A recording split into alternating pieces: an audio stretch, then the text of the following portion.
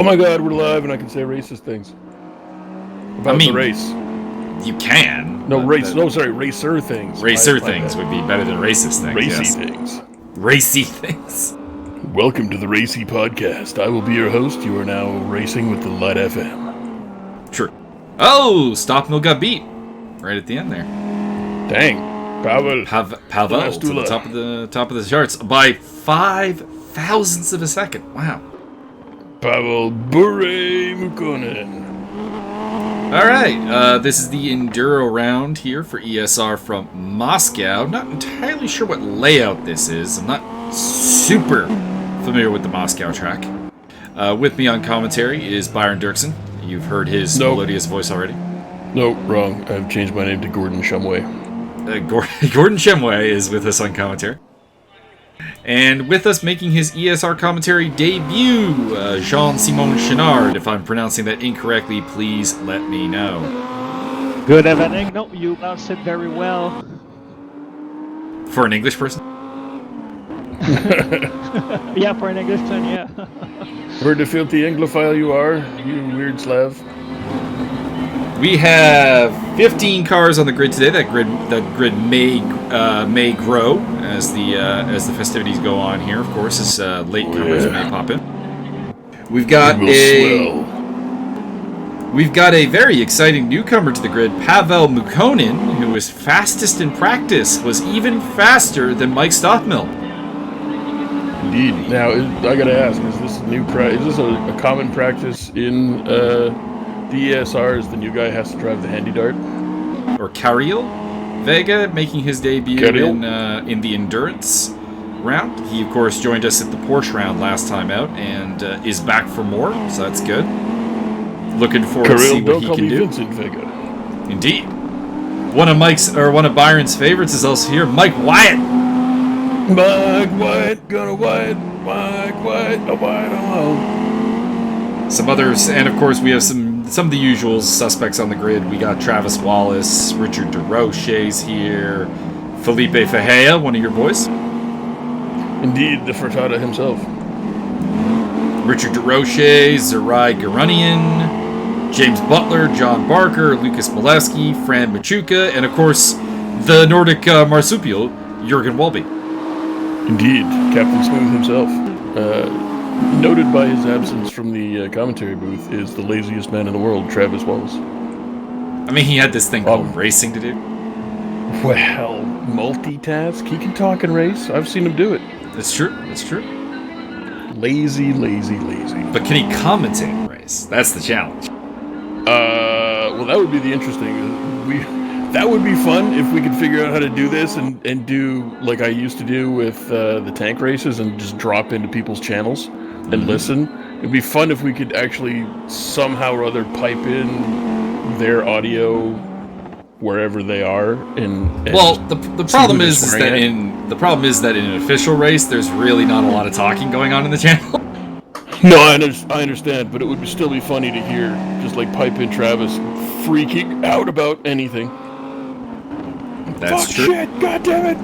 So the man who's going to set the initial pace here in qualifying is Richard DeRoche. He's heading around towards you can see the final turn up there in the distance. I'm going to quickly show you guys the track map of what we're dealing with while we're doing qual. No, don't do that. Leave it to mystery. You can see that is a long-ass straightaway that they're going to be handling. That is a long-ass straightaway. That is a very long straightaway. That's my favorite part of the track. Yeah, that's amazing. The rest of it's very twisty, very challenging, although I'm not going to use this track map a lot because it's definitely causing some lag on the screen. Oh, really? Stupid Java. By the way, Mr. Chenard, anytime you want to just interject, go ahead, because I'm just going to say dumb shit the entire time. That's why I'm here. So if you have like real race stuff to say, go ahead and say it. Perfect. And I'm going to quickly enable the chat, because apparently it's disabled at the moment. Listen, we're trying to be inclusive. Yes. You can't just tell disabled people they can't chat. Indeed.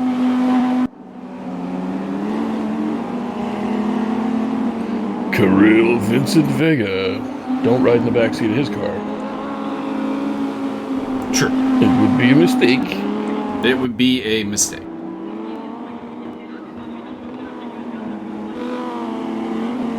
Of course, the question becomes, how do I turn on the chat? Because I don't remember disabling it. That's probably something Martin did. Quick Google session. Oh my God, Pavel Mukonin is fast. He is very fast. Looking forward to see if he can translate that into a race time battle with our good man Mike Stockmill. I mean, I believe I have found it. Excellent. Now, it's like that meme that surfaces every now and again. The family checking into the hotel. It's like, I hope that the porn is disabled. It's like, no, it's just regular porn, you sick fuck. This is the quality commentary people tune into these races for.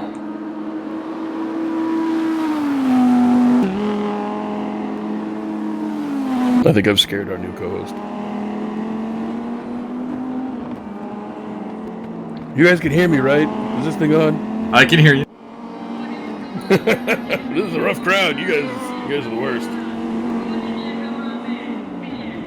Not the actual worst. There are, history shows that's not the case. True. We are in fact not. This is the quality commentary people tune. Matter of fact, Ariel Zatoni probably knows a few of those people. They probably immigrated to his country at some point. True. Sometime around 1946. Why can I not turn the chat on? It's not I cool. don't know. Probably because you are trying to suppress the masses, and therefore you are controlling public discourse, and you shall be deposed, you filthy, filthy dictator. It's nowhere on here. This is actually very annoying. Advanced. Current date, language. No. Comments. Where the hell is it? It's right behind you. It's coming from inside the house. I mean, it might also, be. you've been... On top of that, you're being a very discourteous host, and you did not give Mr. Chenard here the racing tag for the TeamSpeak, so... I mean, fuck you, pretty much. That. I was gonna do it.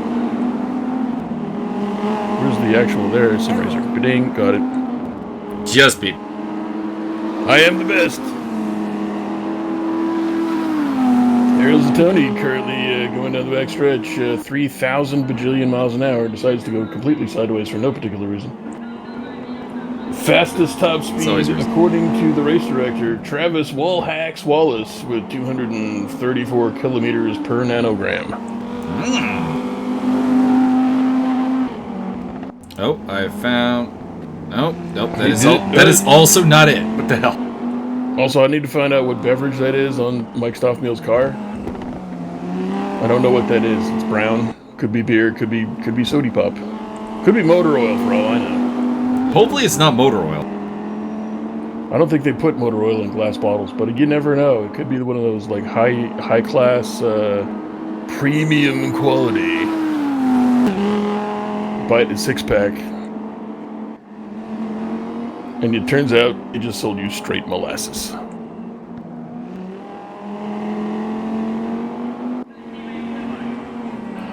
So while you're busy with the chat, Mr. Chenard and myself, we're going to talk about wine, because he's French and I'm very racist. He's being very quiet. I think he may have actually scared him away. That's why I'm trying to engage him in conversation. So, how's the weather over there and stuff? Me? Yeah, I'm sorry, you're Canadian, aren't you? Yeah, I used to live in Mac, but I moved in Ontario like 3 years ago. Oh, that's a good idea. Yeah. Although, I hear that the poutine is of lesser quality. Yeah, no, I mean, I ordered it sometime from some restaurant, but no, it's not good. Yeah, I found that the best, not to be stereotypical, even though it's funny, but I find that the best poutine I ever usually have is at like truck stops and stuff. Yeah. Because they know how to make goddamn French fries. Oh yeah. Fuck yeah. It's like, they still make actual gravy. And if they don't put the right cheese on there, it's sort of okay still. Yeah, no, the restaurant here, that like they put like a cheddar cheese on the poutine, and Oh god. why you need to put like curd cheese or whatever? Not Yeah, man. cheddar. That's just insulting. Yeah. All right, we got one whiskey and Coke in the bag, so that means it's time for reaching into the tickle trunk over here and getting more Coke out to mix with the whiskey. That's a good call. Welcome to pre-qualifying imbibing. By the way, Well, we're more qualifying, not pre-qualifying. we're in post-qualifying.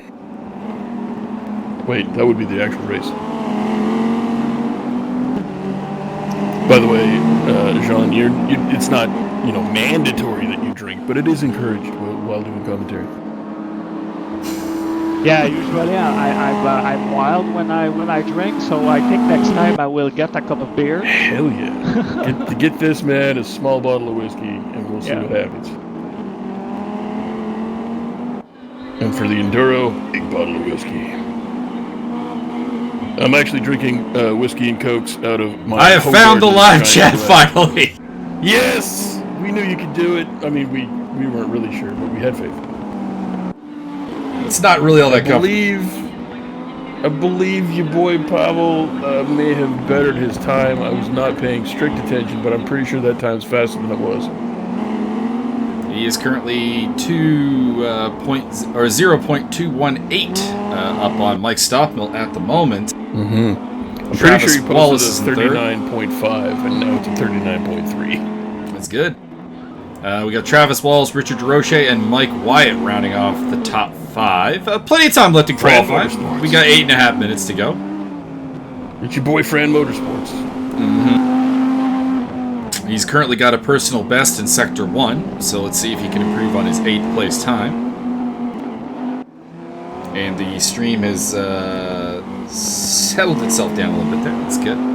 All right. Although it still says that we don't have a chat, so... well, refresh your page and we'll find out.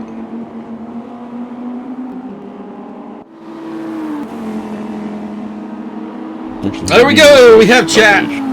We have chat. This is only our, third attempt at live streaming, so... Correct. Oh, Fran went off at the final corner there and did not improve his time. That's a little disappointing. We pick up Ariel Zattoni, currently in 10th position. He is in Sector 1 here, looking to improve. He's about, he's a little over a 10th off of the pace set by Eric Friesen, who's the car ahead of him, so quite possibly could improve. Not a great first sector, though. I would just like to say that I totally agree with all the comments in chat right now. Yes. Yes, you do.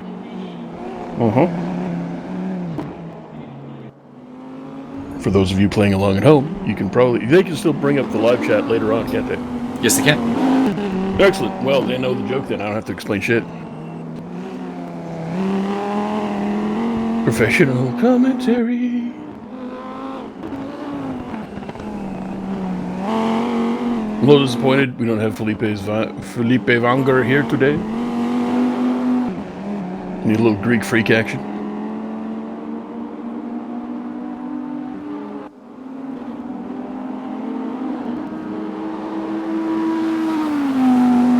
I would agree with that. No, Mr. Vanger does make things a little bit lamer.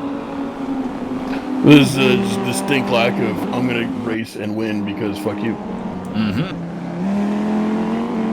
Cariel Vega currently in 6th position, but he's got a personal best in Sector 1. Looks pretty good, actually, only 2/10 off of pole. So he should have a good chance to move into the top 5 here. Using all of that track here in the end of the 2nd sector. Let's see how he is at the end of Sector 2. Still a personal best, 9:02 off the pace. Could get him as high as 3rd place, actually, if he puts in a good 3rd sector here. Martin was saying that, was actually just messaging me. He's like, tell Mike that the feed's not online. I'm like, it is. It is. And third place is achieved. Yeah, buddy. Carol Vega jumping up into third position there, just ahead of our boy, Travis Walt. Well played. I told Martin that chat was offline and everything, and that we were blaming him exclusively. Exclusively, yep. We got 4 people watching now.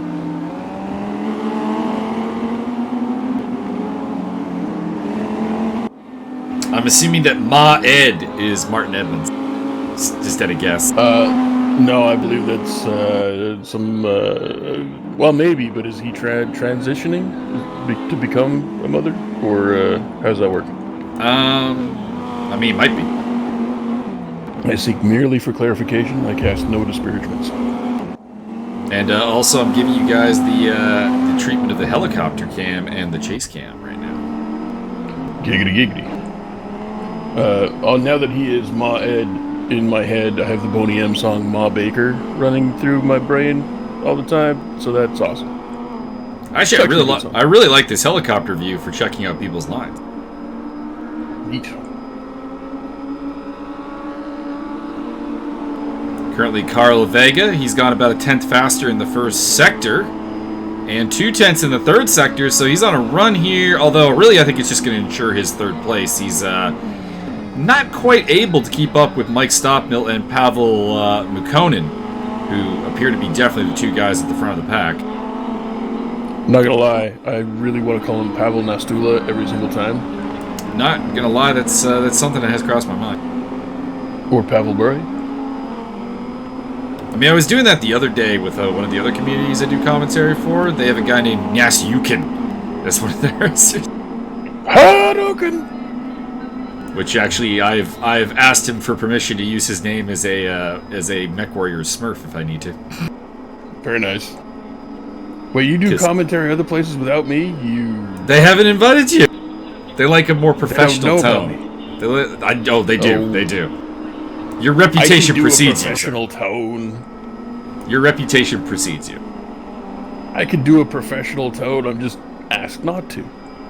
Fran Machuca has a pretty good first sector here. He's got it only about a half second off the pace. And as you and I both know, that's at least half a track with the territory. I mean, at the speed these people are driving. Oh my goodness! It could be enough to get him into the top 10 if he can put a good second sector on top of that. Oh, Zerai Garunian goes to third quickest. Good lap from him. Very nice. I believe Ma Ed has confirmed that it is Martin Edmonds. Yes. Or that he's in the middle of his exchange. Either. I mean, he didn't define. He just said indeed. There is no... Fran did not put up a particularly good second sector there. I mean, it was a personal best, but it does seem to be his slow point. I don't believe he's going to improve his position on this lap as he comes across the line now to improve his 8th place, but unable to improve on the overall position. Of course, you know, this means I have to do Deadpool things. Where's Francis? Where is Francis? I don't have any confirmation that his name actually is Francis, but, you know. I can assume and get away with it with poetic license. I don't think that's how poetic license works, but, Tell me where Francis is, or you're gonna die at the heads of a Zamboni. You seen the picture of the Zamboni that dropped the transmission and there's like tranny fluid everywhere? It looks just like it does in the movie.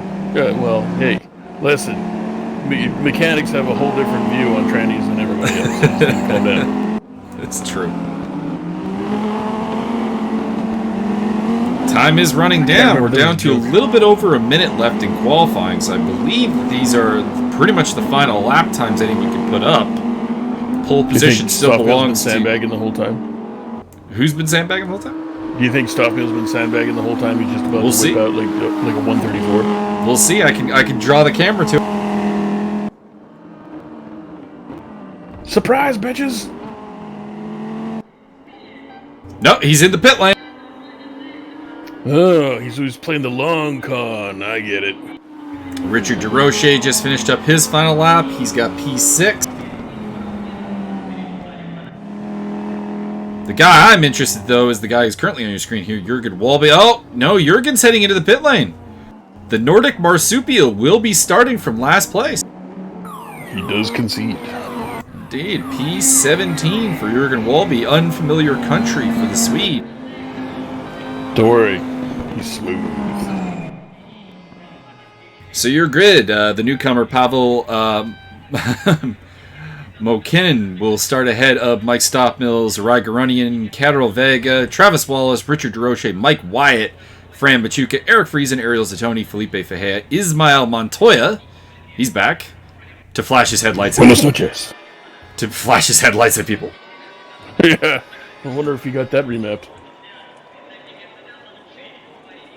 How did you get Mokinen out of Mukonin? Mukonin? You know what? I swear that I actually knew a Russian guy whose name was spelt very similar and pronounced that way. So I'm just covering all my bases. I'm working in various different pronunciations over the course of it. I'm gonna go with the way it's spelled until he tells me that it's like Mokinen, or I don't know. It like, probably will be. You realize this, right? Yeah, like, well, I just took what English Arabic letters looked like the Cyrillic versions, and we went with that. It's actually Mostalevsky or something like that. It might be. All right, we've got the grid formed up. 17 cars for an hour and a half around Moscow. Here we go. I gotta say, I'm really disappointed about the wideness of this corner. I really need a hairpin right off the start. That would be disastrous, but it is something that they do in Spa. Can we run this in reverse? Here we go. Off we go. Lucas Pileski is the focus of our commentary at the moment in 16th position. Felipe Fejea has dropped back to 12th. Stoppmill has been held off for now, as he has the Oakley's car of Zarai Garunian right behind him, followed by the Hartford Whalers car of Travis Wallace. Oh no, it's not the Hartford Whalers car. Oakley's? We get to sing black cars look better with some shades? Yes. Oh, I'm very disappointed. Nobody has the Hartford Whaler car. Oh, that's disappointing. No one took it. I didn't know that was an option. I would have raced. It's an option. There's a car that looks like it's got the Hartford Whaler colors and like this. It almost looks like it has the symbol on it. I would have raced. I would have pinned the thing in the wall right off the start, so you see it every time you go around the lap. It looks a little bit like Travis's car from the front, but it's the towards the rear. There's like more green and stuff. Unbelievable. No class, no style. This race is now trash. Whole thing's a wash. Call it off.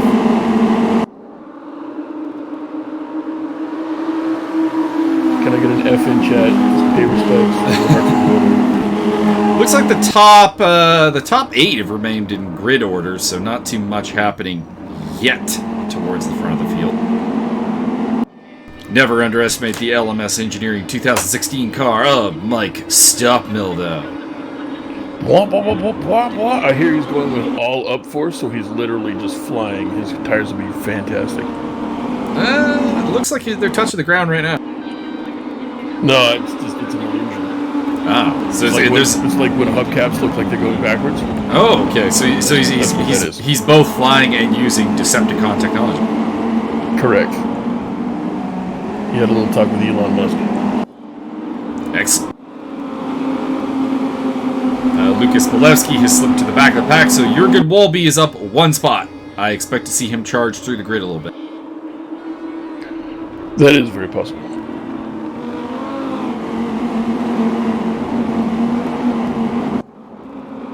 We got a sizable British pack. That's pretty interesting. Ben Davis, James Butler, and John Barker, yeah. Benjamin Davistine, Esquire. Mm-hmm. Noted commentarian. He is. And if one day Andrew Blade can get his audio all perfectified, we will do the three-man horrendous British commentary group. That'll be And possibly amusing and horrifying at the same time. They're just going to talk racing the whole time with their regular accents, and I'm just going to pipe in with, I say rather, like, whatever. Right when you feel it's time to get offended. Yes, quite so.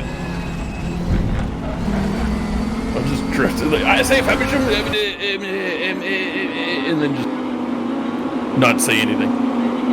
Oh, we've got a bit of a blinker. It's surprisingly no, it's Mike Wyatt, who's looks like he's having a little bit of connection issue. Call the Wyatt squad.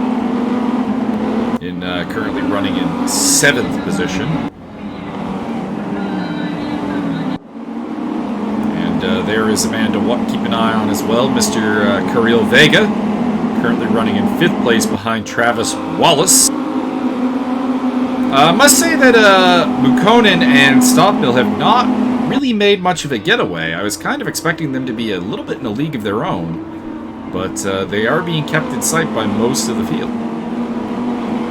Well, I mean, without Pablito Ricardo Bongo, yeah, you're not wrong. Although I kind of expect Garunian is a lot faster on this track than I'm used to actually seeing him. He's usually like the top third of the pack, but I don't remember him being this far to the front before. I believe he was at Road America, if memory serves. I think it's these cars. These cars, I think, suit him very well. He did not do as well in the classic Porsches last time out, as he ended the race in retirement. Karel Vega lining up for a possible run down the inside of Travis Wallace, pardon me. We have had a request from the chat that we put him in the wall! Put him in the wall! Which I would totally do if I was in the Hartford Whalers car right now. Yeah, you'd put it in the wall so that we could just look at its glory whenever we need to. Hell yeah! I just like spin out, park it sideways, not go to the pits. Is that an option? It'll eventually force you into the pits. Well, I have to there's a 4 or 5 minute kind of auto window. I think it's less than 4 minutes, but yeah, at some point they will. So like every minute I'd have to like pull back 5 feet and pull forward. Yeah, and then run into the wall. Oh, I totally do that. 100% do that. Mike Stockmill on the tail of race leader Pavel Mukkonen, and then further back it's Vega putting the pressure on Travis Wallace. Why do you do these things? Because I will.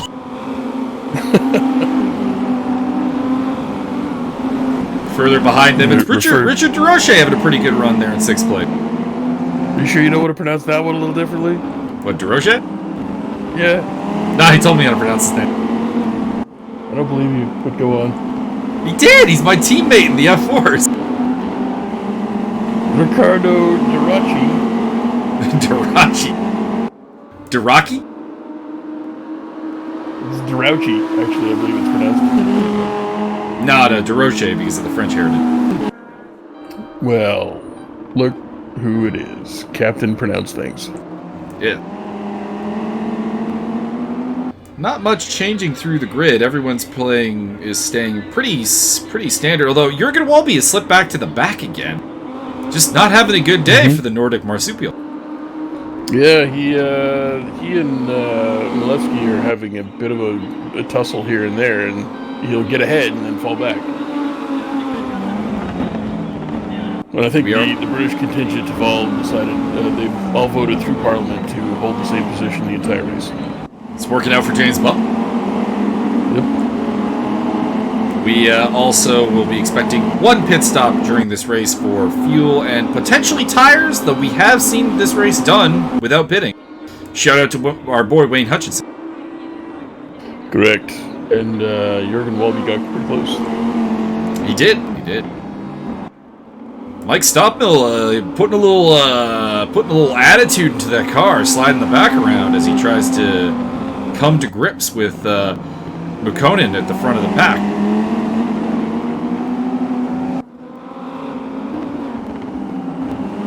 Mike, stuff him in the wall, stuff me. Indeed. Still Garunian, then Wallace, Vega. DeRoche briefly looked like he may have made a move there on Vega, or it may have been a lag error that put Vega back, because it doesn't seem like he's that close. Wyatt, Machuca, Zatoni, Friesen rounding off your top 10 still.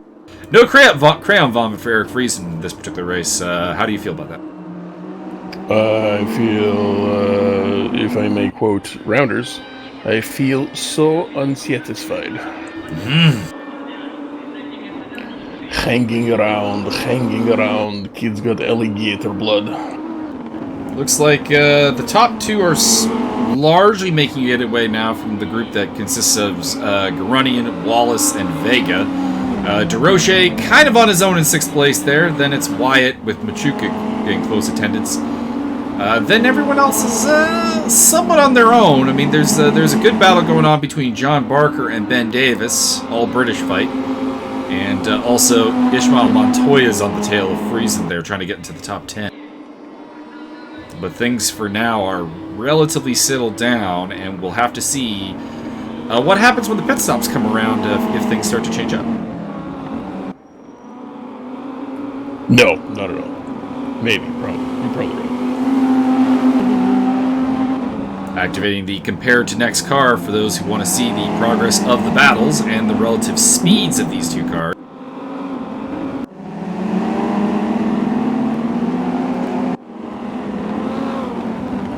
Kirill the Crocodile Vega. Oh wait, he's French. He doesn't do crocodile. That's a pretty solid nickname, though, to be honest. Indeed. Depends on how you're translating it, or if you're into narcotics.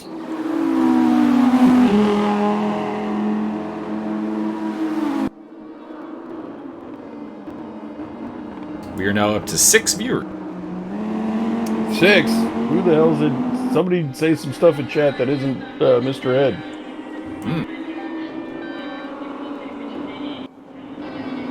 Let me see them hands, boys. Vega getting very, very close to Travis Wallace here. Feels like he is the faster driver, but we know Travis is a notoriously good positioned fighter. Hard to overtake, hard to keep behind you. We'll see if Vega can figure out the puzzle that is our redneck compatriot. Well, I think Mr. Travis, well, what he gonna do is you come up beside that boy, he gonna throw a live squirrel in your goddamn car and he gonna crash.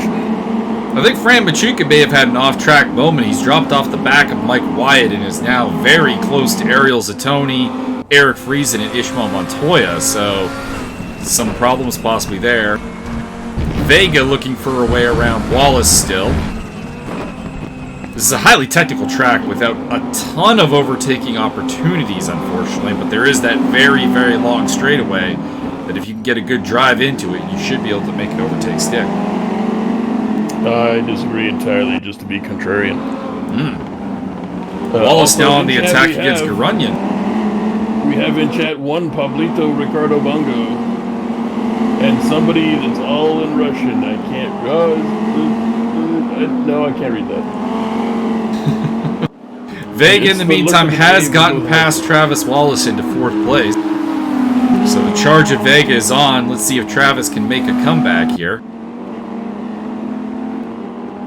We did have 7 viewers for about 20 seconds. Maybe Senor Blake. Could be. Actually, you're going to have to look at chat and tell me. You're going to have to translate. I don't know what that says. I don't know what that guy's name is. But I appreciate the hand claps. Hand claps out to you as well, fellow person of Slavic descent. Just going to leave it as a mystery for you to figure it. You suck. I hate you. Ishmael Montoya putting the pressure on Eric Friesen. We knew this battle was going on. We hadn't had a really good look at it, but here it is. By the way, speaking of slabs, Yevgeny Lazarenko has decided to hang up the sim globes for the time being. What? Why? I believe he's getting married. Oh, well, I suppose. But I mean, hey, that just means that he can stay home and race all the time. And look after the house in between races. Sure. Yes, Paul, what do I call him? Pablo. I don't know why. Paolo Ricobene. Yes. Pablito. Pablito. Si, Pablito. Muy caliente. Not only is he in second, qualified second, and could at no point take over first place. Even in he had qualifying first place for like a bit, right? Yeah, he did briefly sneak ahead of Maconian, but quickly was dispelled of the top spot. You're gonna just end up calling him mucosa and fucking mucus. Coke up my. That's the joke.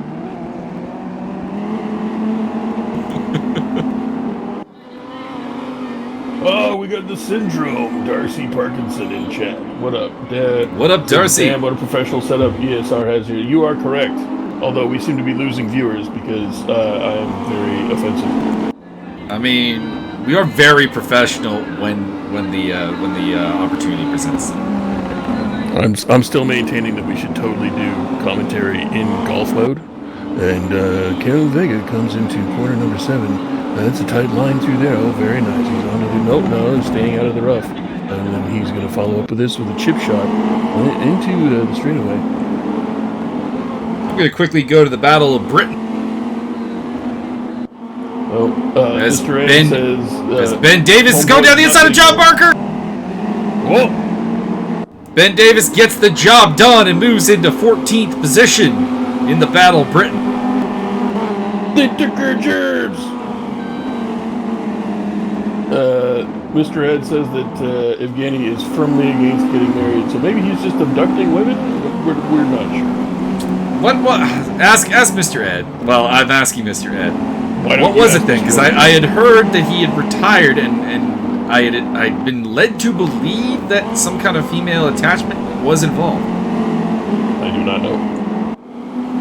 Maybe he's got one of them American mail order brides.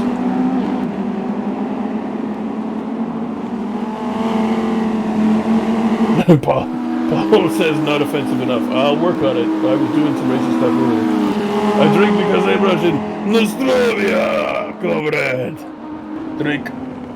Back to the front of the pack. Mike Stockbill is staying within a second of Pavel Makonnen at the front of the pack. I'm going to figure out different ways to pronounce his name just to piss you off at this point. I'm just going to go with the mucus. The mucus. He sticks to the track. And we pick up Eric Friesen here. Or is this Eric Friesen? No, Eric Friesen looks like he's gone off at some point. Has ended up behind Ismael Montoya. So Montoya up into the top 10. Representing Spain. Paulo Ricardo Bongo says something about a fleshlight attachment. I don't know what he's referencing, but I support his right to say that. Oh, probably referencing Evgeny and his retirement.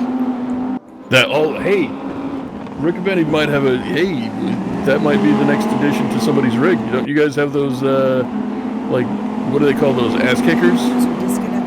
We do. Nope, we lost John. We lost John. He lost John seems to have... Not sure what happened there. Keep an eyeball out for him if you could. Indeed I shall and can. Because we'll need to drag him back in here if he makes his way back in. And if it's one thing I'm good at, it's dragging people around. And unfortunately, alt-tabbing around in here is actually causing a bit of lag for the stream, so... Yeah, don't worry about it. I got you, homie. We got an ESR rejoin. Ah, okay, so Martin has informed us that he was pulling my leg about Yevgeny, and Yevgeny just wants to spend more time with real life. Oh yeah, all right. We have been rejoined by one Jean-Simon. Feel free to sound off like you got bear. Either that or it's somebody else in disguise that just says ESR. Could be. Garunian is now under pressure from Vega, so Vega on the charge through the grid a little bit here. He got Travis Wallace a couple of laps ago and is now looking at a podium spot. Can he get the job done? And if he can get clear, can he try to make a run on the top two? Because they have very much made a getaway. This has become Mukonen versus Stockmill at the front of the pack, and no one else is involved. Correct. Which is pretty much par for the ESR course, if we're being honest. It's just stop.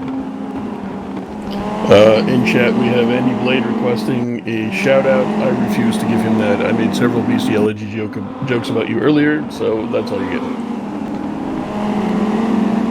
Martin is also informed us you're referring to a butt kicker. Yeah, so somebody, Paul said something about a fleshlight attachment, and then I remembered somebody had posted up that they got one of those butt kicker attachments. I'm like, hey, that might be the new addition to Travis Wallace's Gibsuit rig. We've lost John again. I think he's having some internet problems. Well, I don't know about internet problems. I think he might just be having TeamSpeak problems, but who knows? Usually those go hand in hand. We'll sort it out. Yeah, pretty much. I mean, right. Travis Wallace already has the full-on Gimp suit with the leather daddy suit and the giant face mask and, he does. And the ball gag. It just needs one more thing, and if you can get force feedback out of it, right? Quickly go into the battle between Lucas Malevsky and Jürgen Walby, battling over 16th position. Walby is still being held off. We thought it was maybe just a bad qualifying performance, but it doesn't seem like Walby really has a great deal of pace here today. His best lap is just a 42.7, which is the second worst of all best lap. Only better than Malevsky's 42.8. Jean Simon, he has returned one more time. I'm back. Hey, sorry about that. He's back. No problem. People have problems, and mainly they're Andy Blade. Looks like the cars are starting to drop off. Everyone's lap times are about a half second slower than they were at the start of the race. So the tires are wearing down a little bit. And with this still having over an hour left, I wonder if that kind of closes the door on anyone who's planning to go race distance on a single set of tires. If anybody can do it, it's the Nordic Marsupial. That's what he's doing. He's sandbagging. At this point, Mr. Walby probably does need to pull something out of the bag, because he's not doing tremendously well here today by his lofty standard. Or maybe just my lofty expectations. I mean, he is an ESR Academy coach, and if you'll look in 12th place, there's a member of the ESR Academy in 12th, Mr. James Butler. As well as Mr. Ben Davis in 14th position. Would that just indicate that the Academy is working as intended? Indeed, the Academy is producing a lot of very high-quality drivers. Shout out to Josiah Jerome, our hell yeah, our poster child for success. Indeed, he's actually also graduated from my Academy of Speaking Deep-voicedly. That's true. He's gonna have a deeper voice than you when he gets old. He's got a deeper voice than me now. It's gonna make yours sound positively treble. It's right now that dude, have you not heard the man speak? It's just gonna get worse though.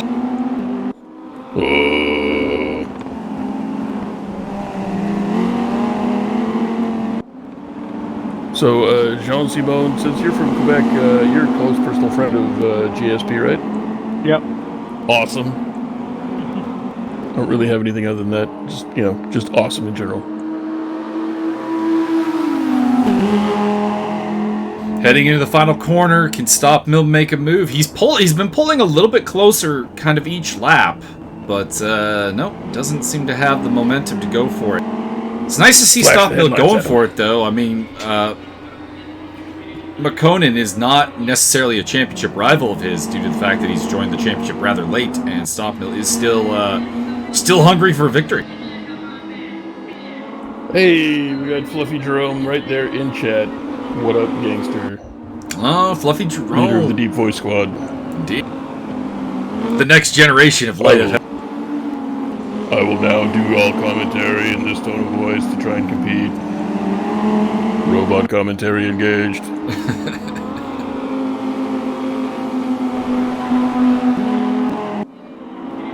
Alright, we've got a 3-wide battle here heading into the first corner. It's Fahea, Parker, and Davis. Davis has got through, Barker's got through, and it's not worked out well for Felipe Fahea, who has dropped back to 3rd position. Or not 3rd position, 15th position, 3rd in this group. It's a shame that we caught that so late, actually, because that was looking like it was a good fight for a little bit. But something wrong for Felipe, I think.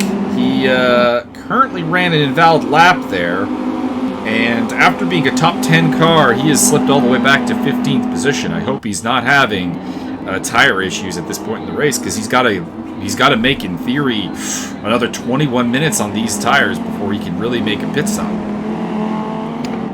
Actually, my strategy would be to make as many pit stops as possible, therefore keeping your car in perfect condition for racing. We have a question in the chat from Darcy Parkinson as to where Jean-Simon lives in Quebec. Darcy is also inhabited. That would be, he actually, as Jean-Simon's attorney, I would like to advise the syndrome that he fled Quebec in terror. But he could probably elaborate on that.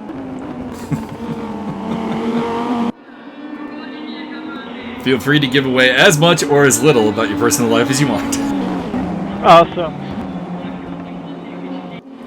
As Jean-Simon's attorney, I advised him to not tell you that he lives in Hull. What is it with you in Hull lately? Oh, it's just funny. I don't know why it's funny, but it is funny. He keeps working Hull into all of his jokes. He hits me up with Discord and text message. No idea.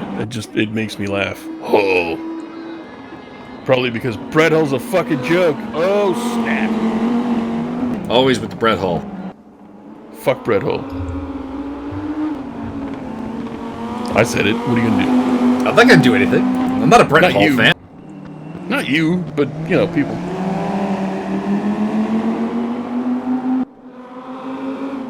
Actually, I can reveal that Le Chenard has flown the coop. Yes, I know I'm making duck egg chicken. The battle of Britain is back on. John Barker under immense pressure from Ben Davis. Oh yeah, put that pressure on, baby. Davis looking for a way around, looking to represent the academy. Whoa, contact! Yeah, Davis off the track, holds it nicely. Get him. Opens himself up to attack, though, from our boy Felipe Ferreira, the Portuguese nightmare. But John Barker has not managed to get away. He is still under immense pressure. A fantastic battle going on here for 13th, 14th, and 15th. Minor positions, but still important in the championship picture. Yeah, Davis is about to pass Barker.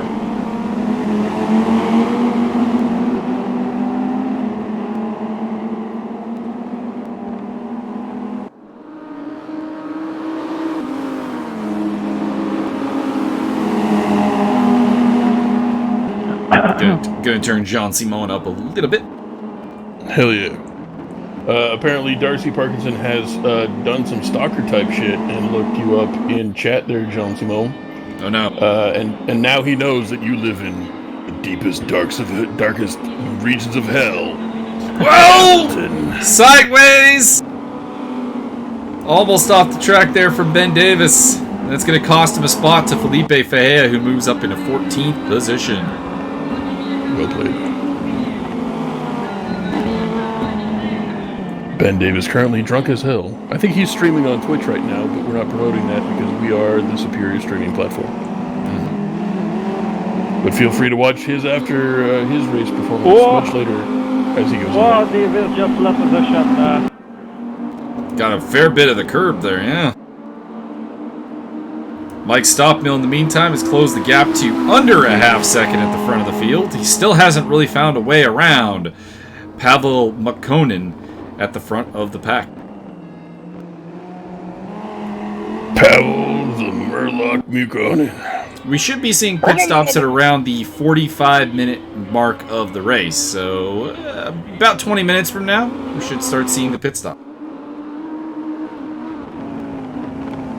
That just reminds me of the Nasty Boys.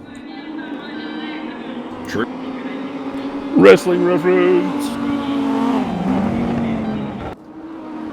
Ben Davis is all over the back of Felipe Ferreira. And also all over the back is Zerai Garunian's trying to get back past Carol Vega for third place. Darcy, the Syndrome Parkinson is surprised that Walby is so far behind, and as are we. We've remarked upon the lack of progress Jurgen Walby has made from his 17th position on the grid. He is, I think this is the first time I've seen him race in a long time, so maybe he's just rusty as hell. Could be a little bit rusty.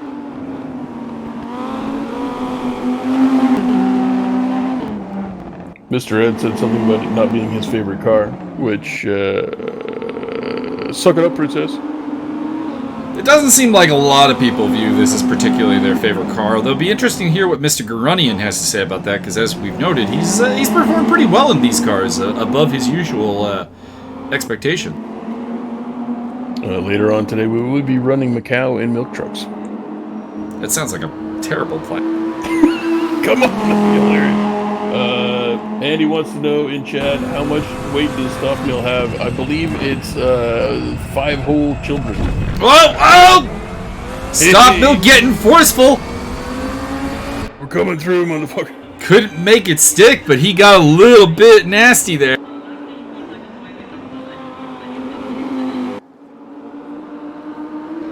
To answer Andy's question, I don't know how much ballast Andy is, or the Mike Stockmill is carrying. That would be a question for Martin Edmonds to answer. Mr. Ed says 0. And we have a new chat member, Lucky7 Wolfen, which I'm pretty sure the Wolfen aren't lucky at all. We're going to go with that. His car is broken. Some idiot connected the front wheels to the engine. He's making a poking fun at the fact that these are front wheel drive cars. Correct. I understood that reference. Just making sure. We may have some non-car I am the Captain America of this commentary team, but I did understand that reference. Are you saying that is ESR's ass? It could, yeah, hey, it's pretty much the tallest.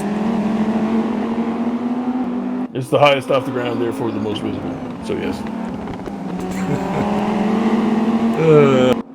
Anyone seeing Endgame with extra shit for no reason? I have not, but I applaud everybody who goes to see it because I want that to take over the highest grossing film of all time. I'm not going to see it again. I've seen it twice. 2 times. I'll go to see it again if someone who hasn't seen it wants me to come with. But like, I'm not going for like the extra end credit scene. Like, yeah. It's just silly. It's a silly reason to go.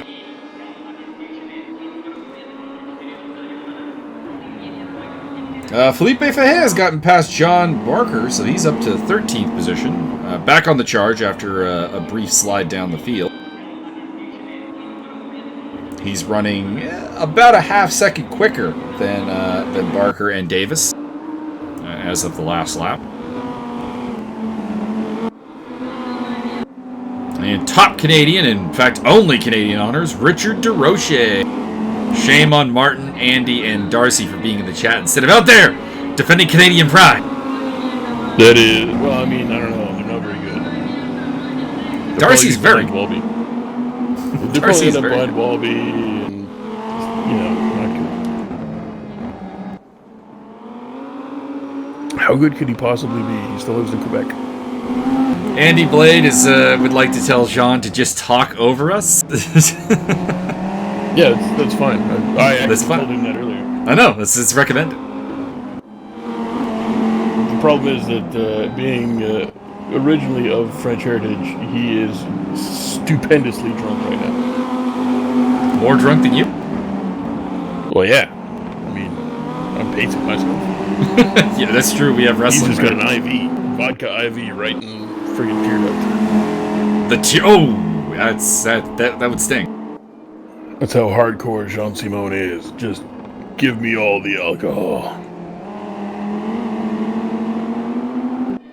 Yeah, I didn't drink any alcohol. It's been 6 months since my last glass of beer I got. Oh, and also, oddly enough, 6 months since your last court appointment. So, I mean, well done. Eric Friesen and Ishmael Montoya, they were going a little bit side by side. Montoya has prevailed and has taken 9th place back from Friesen. So, the two Spaniards are now running 8th and 9th, although not particularly close to each other. There's about 8 seconds between them. Darcy says, and we all have to hold him to this, that he will actually quit his job just to be there at the next race. Awesome. That's okay, Darcy, because I'm going to win the lottery on Tuesday, and you just move in with me because reasons. But then I'll exploit you. So, I mean, it's a trade-off.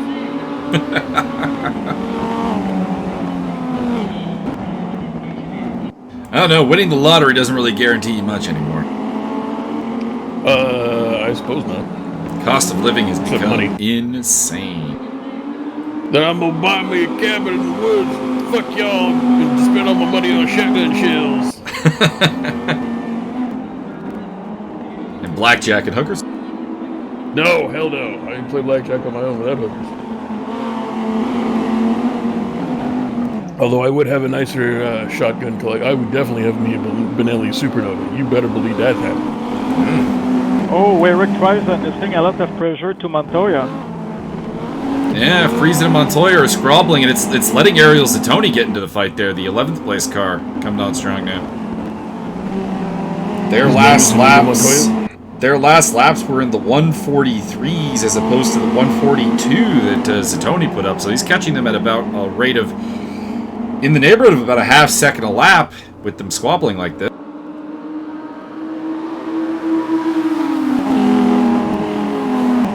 Oh, Eric Friesen is in the field. I was incorrect in saying DeRoche was the only Canadian. I completely forgot about Crayon Vomit. Bruh, you can't, what are you, colorblind or something? You can't fucking look at flags? I just didn't look down far enough. Hurtful? He's trying very hard, sir. Eric Friesen is a much superior driver to me, so none of these comments are meant as a reflection on his talent. I think you're just talking shit about Eric Friesen. I would never do well, no, I would do such a thing. Let's be honest. Eric Deep Friesen. That's a good one. That's a good one. We'll have to have Jerome record that for him. Get on that, Jerome. It'll be your new text string. Deep Friesen. Are you releasing to Jeff Friesen? Hockey. Could be. Or he's one of the Stahl brothers.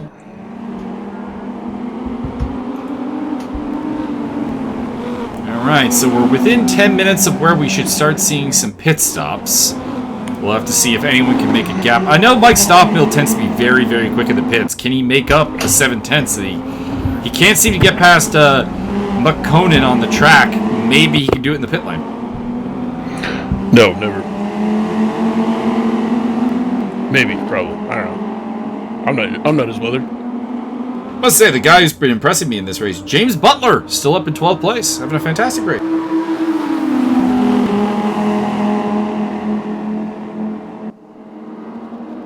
You can actually see him in the background of this fight here between Montoya, Friesen, and Zatoni. The car just a little further back of that. Also, a pretty good battle of Britain going on between John Barker and Ben Davis. That's been going on pretty much the whole race. It's now sadly only over 14th place, but it was higher at one point. Andy in chat says we need a driver in commentary. I said that earlier. Thank you very much. I think it would be hilarious to just jump into somebody's audio feed directly from their car and hear, like, Travis swearing all the time. Do you think Travis is swearing now? He's having a pretty lonely race in 5th right now. Well, he's swearing at himself. I think it would be hilarious to keep him around game volume in the background, and every time something happens, you hear this, fuck, goddammit, fuck! Get you a little bit of the helicopter cam for a moment here as Ben Davis tries to find a way past John Barker. Up ahead of them is Felipe Fajea. I thought Fajea would get away from them pretty quickly, but he's still in the same shot as them, so not having great pace at the moment is the Portuguese driver. The Portuguese man of war.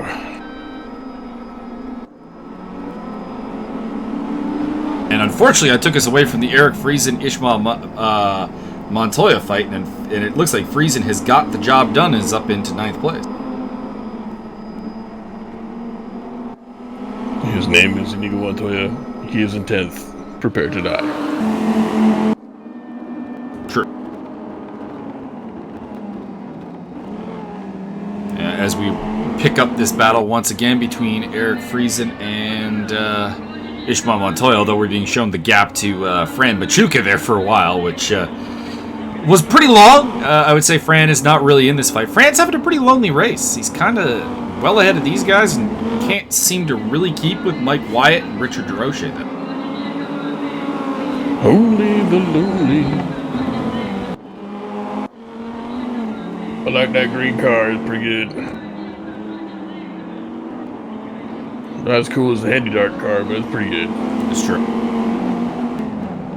In fact, Travis Wallace is now under some pressure from Richard DeRoche, so maybe struggling on his tires at this point. Ricardo is reeling him in. He is going to give him the grande surprise. See. Montoya looking for a way around Friesen once again. These two have been battling pretty much the whole race, and I feel like it will go down to the wire between them.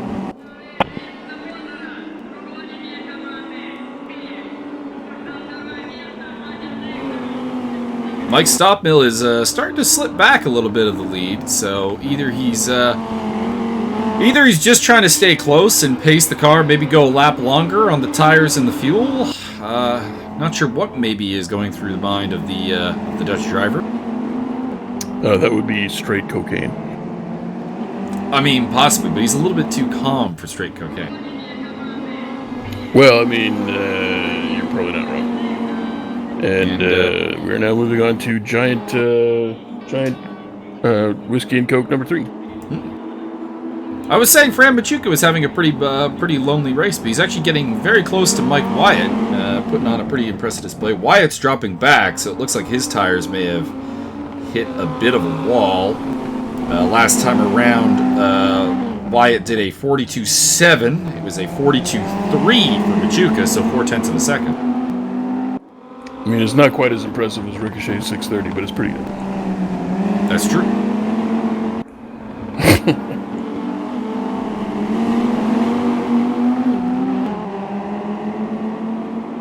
The fastest lap last time around was McConian at 40.7. So you're just going to end up calling him the Funyun. The Funyun. At some point. But Mike Stoppmill getting really close to him here. And tried to do a little bit of a switchback, looks like there, but didn't get the job done. And a 40.8 for Mike Stoppmill that time around. Mike does have the fastest lap of the race, 39.8 to date. But correct. And has not found a way into lead. Demanding that Jean speak up and shout us down because we are trash. Shout us down, John. Tell us how trash we are. Well, I mean, it's not my thing, but I can get into it.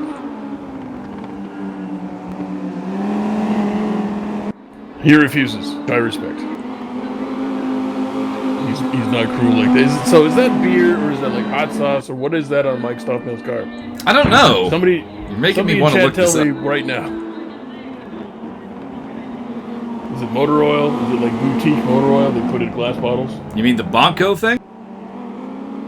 I don't know. There's a bottle on his car. Oh, I can't even read what it is. No, me neither. But the race nerds out there will tell me. We got up to 11 viewers. Everybody get in chat and tell me who's here. I know Jerome's here, and Mr. Ed, and Andrew Bladenstein, and Darcy the Syndrome Parkinson, and mystery Russian secret agent guy. There's the Wolfen. Oh, and Lucky 7 Wolfen. Who else is out there?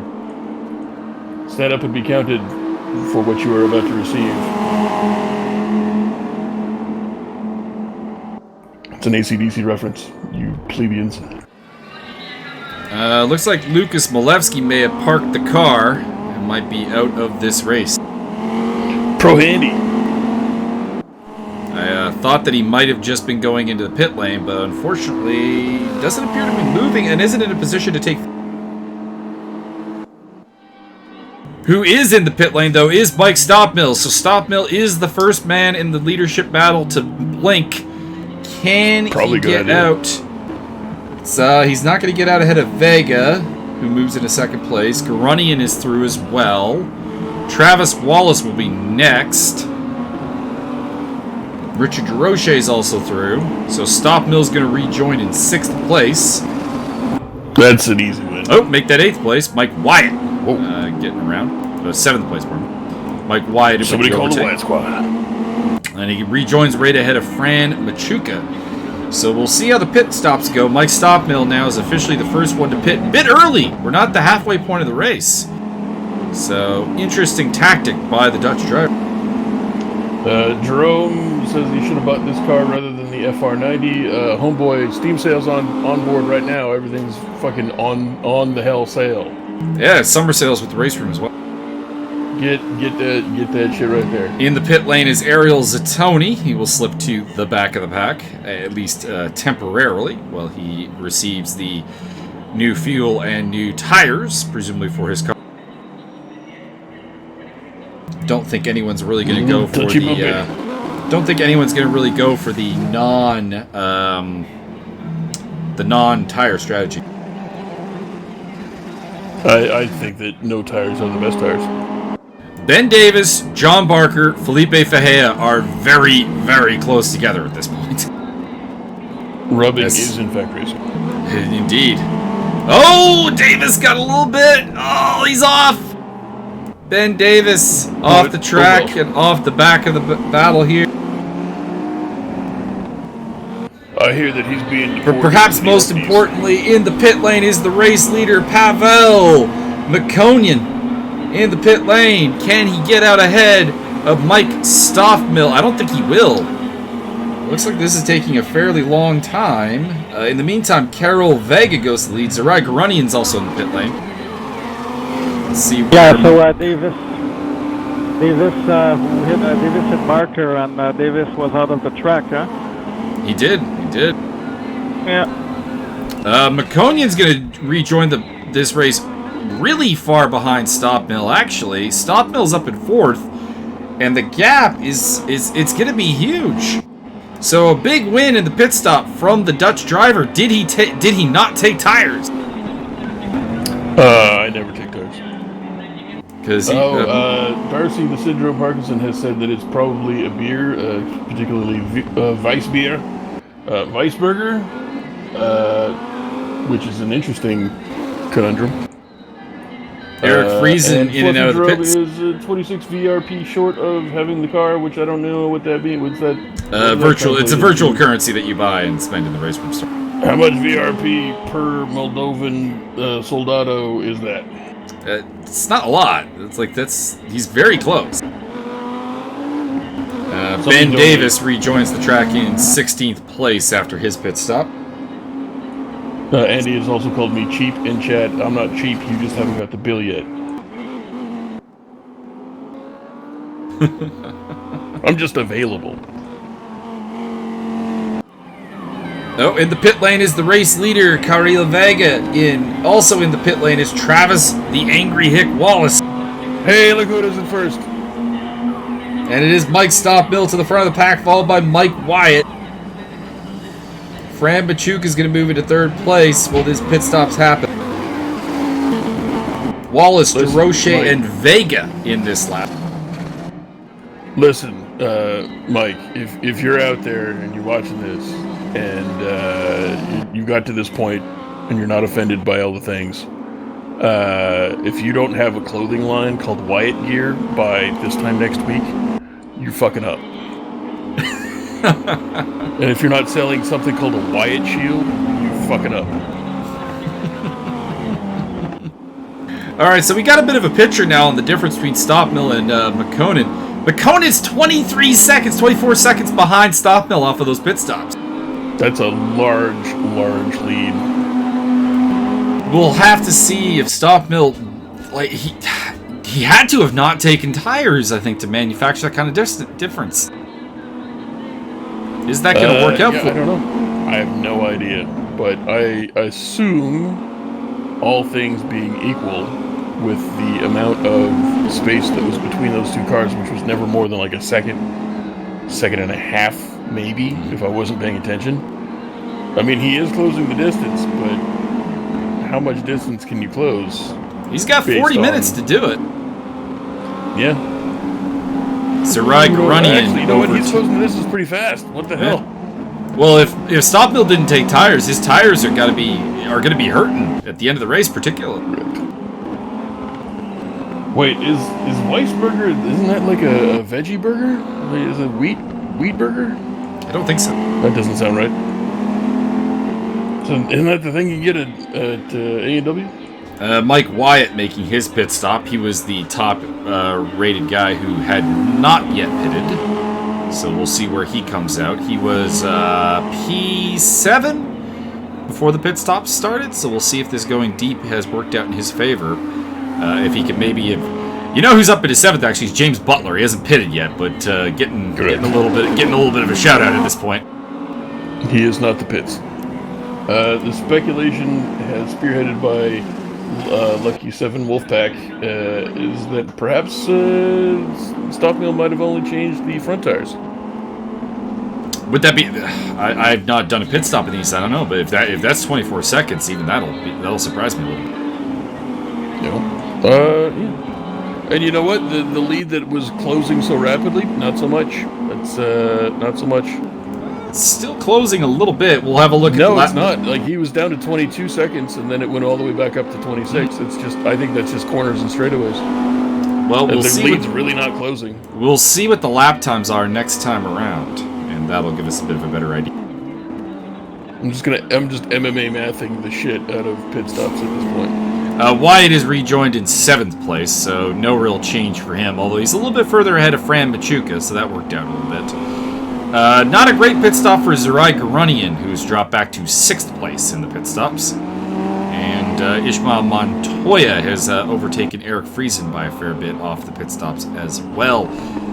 Butler's been in. I think everyone has now been in, so theoretically people are good to go. Jurgen Wolby up to 15th place ahead of Ben Davis. Ben Davis currently the best racer from the Orkneys in the world.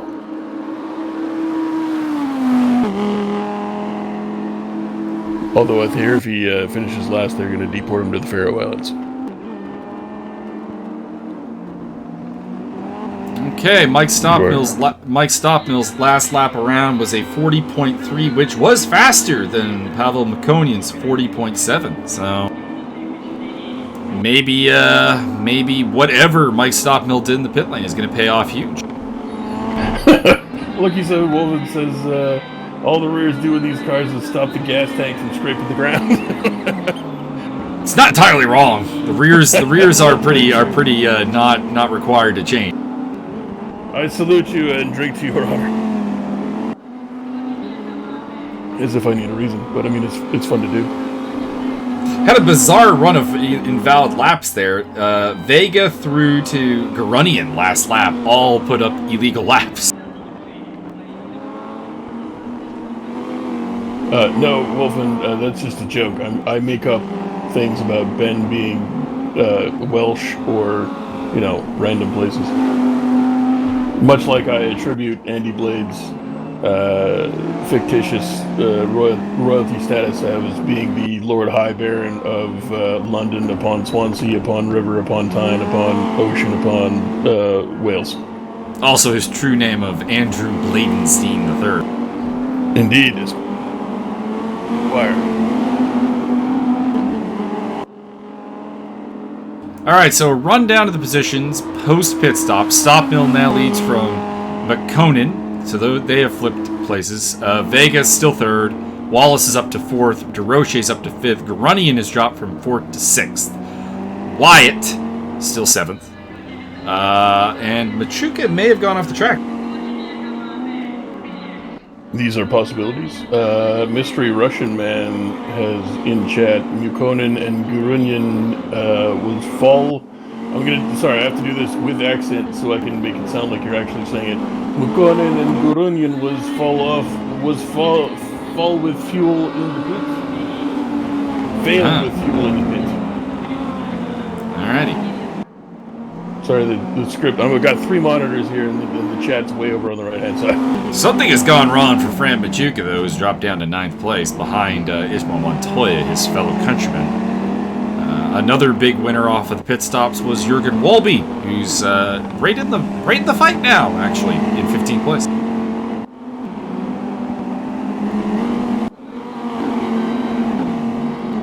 and he is demanding his full title, which it'll take me a while. I have to write up like 3 pages, and that's just complete nonsense. I mean, it's all venereal diseases. I don't know why he wants that to be known. Wow, I'm going to work that in the middle, and then let me see it coming. And then like weird after effects of drugs and stuff. Not to mention the Upon various bleeding. effects of rust and oxidization on blade. Correct. Andy Blade, Lord High Baron Andy Blade of Damascus, upon tempering, upon 4140, upon Swansea, upon Tyne, upon Thingamabob.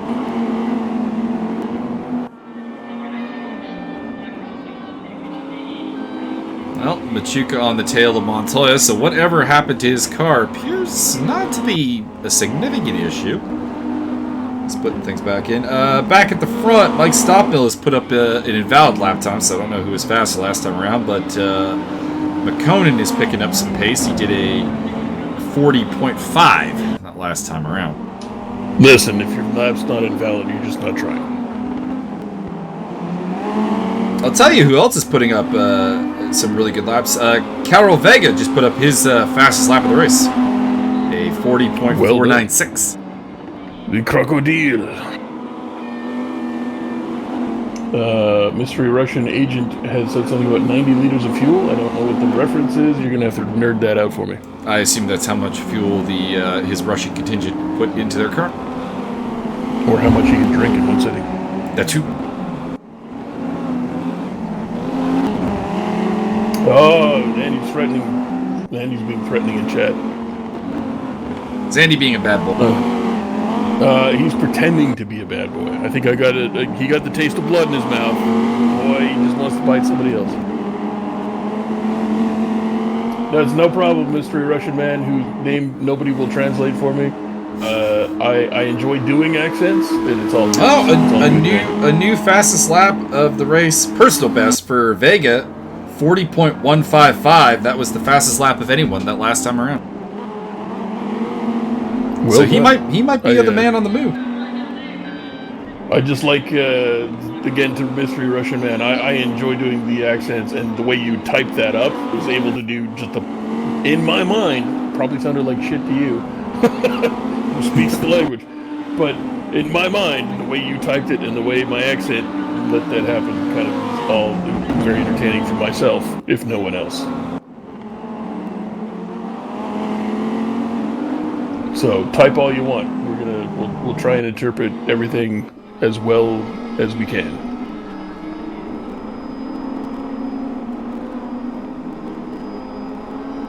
And no matter what Darcy says about you, we still love you. True.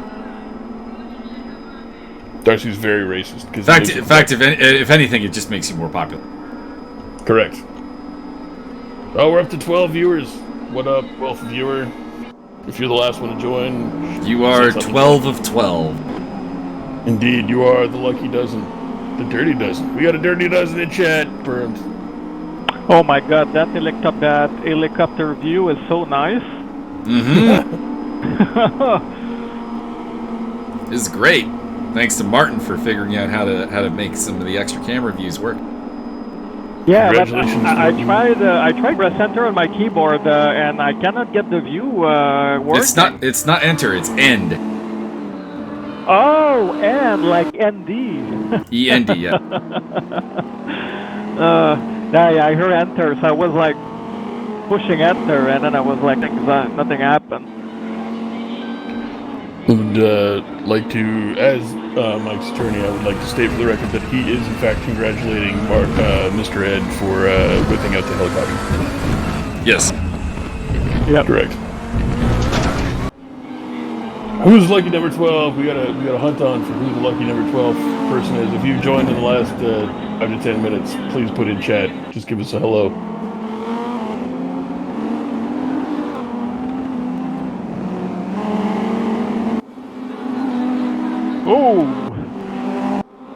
Oh, we're back down to 11. I scared him away. My bad. I was too forceful.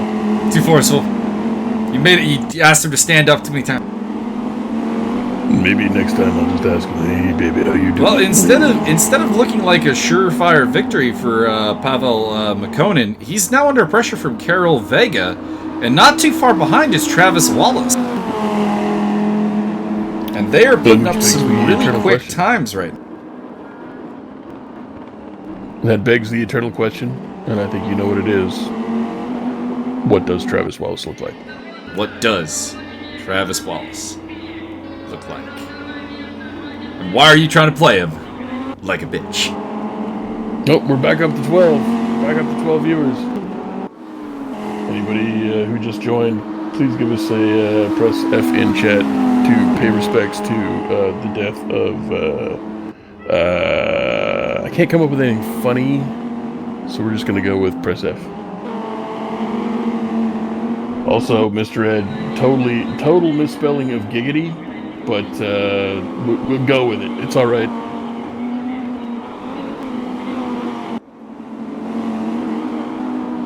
We understand that English is not your first language, and you have large hooves with which you beat the keyboard to death with.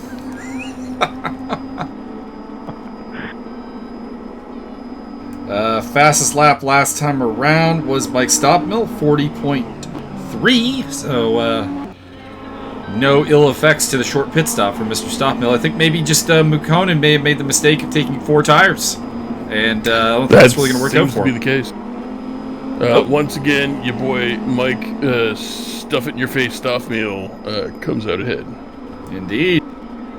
This is like the scene where somebody intersplices the scene from V for Vendetta, like England wins again, or what was that line? I can't remember. I think it was like the Empire wins again, wasn't it? I can't remember. No, it's not that. It's like England wins or something. It doesn't matter because he's Dutch. I'm kind of disappointed of this turn of events, though, with Makonnen kind of botching the pit stop, because I was looking forward to seeing Stoppmill have to work for this one, and it's looking increasingly like we won't get that. That is possible. We got a comment from Zaluki Sim Racing, congratulating us on our quality commentary. You're wrong, but thank you. We thank you very much. That's Zoltan. Zoltan! You don't mess with the Zoltan. Whoa! Nothing really much happened there, but Ismail Montoya took that corner a little bit hard and had a little bit of airborneness in the car.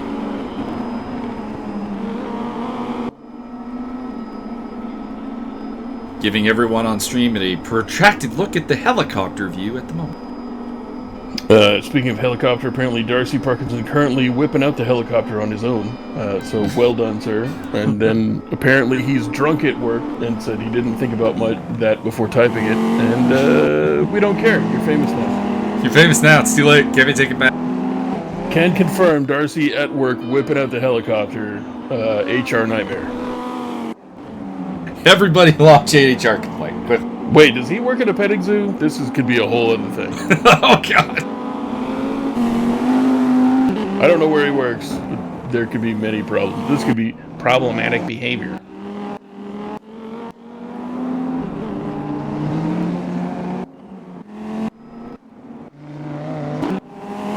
Oh, he's gonna go ditches and put 5 guys in his mouth, apparently. Jurgen Walby appears to perhaps be out of the race, unfortunately. I'm not sure where HR is coming down on this. He's pulling out the helicopter at work. Now he's gonna go put 5 guys in his mouth.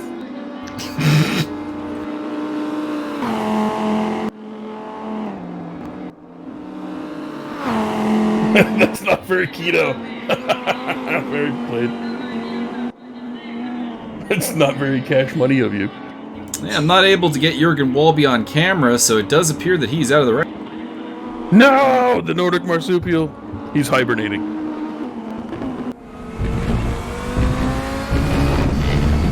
We ride on board here for a moment with Mike Stoppmill, so you can just enjoy what it looks like to see Mike Stoppmill drive as he's coming up to possibly lap Ben Davis. Feel the breeze in your hair. He's actually widened that gap on that. I know. By 3 seconds. He's been pumping in these low 1 minute 40 laps pretty consistently, like 140.2s, 2.4s, pretty much since the pit stop. And you doubted him. I just wondered. I wonder. You doubt? Anytime someone gets like, anytime someone makes up like 30 seconds in a pit stop, I gotta ask the question. That's possible. Oh yeah, Derksen says 5 guys minus bun equals 100% keto deliciousness. Apparently we got a Carl's Jr. here in town, and they have the lettuce wraps for the burgers, and I keep meaning to order it that way, and I don't, because I am a bad person. But then I'm also drinking whiskey and Cokes right now out of a giant Hogarden fucking glass, so, you know, I violate all kinds of rules. I hate to interrupt, but we have Carl Vega put within 0.2 of a second of the car, Pavel Makonnen, looking for second place. Dun-dun. The crocodile strike from the fucking bank of the shore and the thing, and he is now in second place. He is now in second place. Give him the death roll. It seems unfortunate like my camera may be stuck, so I will be trying to fix that in a little bit. So guys, full time.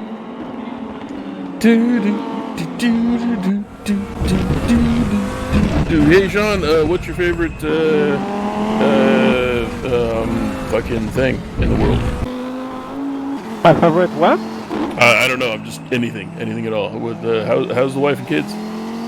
I'm single. I have no wife, no kids. I'm just by myself alone. Well, so there you go. Jean-Simon is all alone, and if you were to break into his house right now, he will definitely shoot you. Right in the kneecap, and then keep you as a prisoner in his basement for 10 to 20 years. For experimentation purposes. Indeed. Well, we're into the last 30 minutes of this race. It's gone from looking like a victory for Pavel Makonnen to running in third place. Mistake in the pit stops. Looks like he took 4 tires when you really only needed 2. And it has cost him big. The 23-second lead he had is now a 33-second lead. And it's only been 20 minutes. John Barker under pressure from Ben Davis. Can Davis make the move? He can. Ben Davis is through. Nope. He went wide. Barker comes back at him. Race leader Mike Stockmill's getting a front row seat to this. And probably just like, okay, can you guys stop fighting for a moment here? I gotta get through in the lap, you guys, and get the flag up. And he's through on Barker, and he's through on Davis. Indeed. Bandy Blade says Walby has retired, and from the series, he retired like a mongoloid. That's disappointing. Well, you're not wrong. Jorgen, if you're out there, I challenge you to a drag race. Yes. Only you get to use a rocket car, and he has to use this thing. Hell yeah! No, we're gonna do it on Rocket League. What about Ballistic NG, which is right now on sale for $6? Oh snap! What about what was that fucking game? Need for Spirit. Need for Spirit, yes. Yeah, Need for Spirit. So everybody has to go on your boy Steam right now and grab Need for Spirit, which apparently is a drunk driving game. Which I'm about that life. Not driving, but you know, the drunk part. The drunk part. I do not. ESR does not endorse intoxicated actual real-life driving, but if you're on the digital track, have 5 or 6 rum and cokes. It's totally fine. Works for Mike Stoffmeal. He's always in first. Well, actually, I drive better if I get beer. I think I am a better driver after getting like some beer, a few beers. Hell yeah! Things all relaxed, nice. Listen, I think it should be now standard uniform, mandatory. For ESR, everybody races with a beer helmet. I already do. That's awesome. I got 2 water bottles. Yeah. I think I will, next time I will drive to the, next time I will drive for the next 101 race. I think I will race drunk for that, for next race.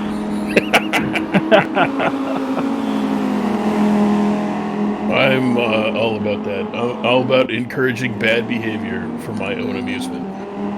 He is all about that life. Indeed, I am the corrupting influence, but I am very attractive, so I mean, just do that.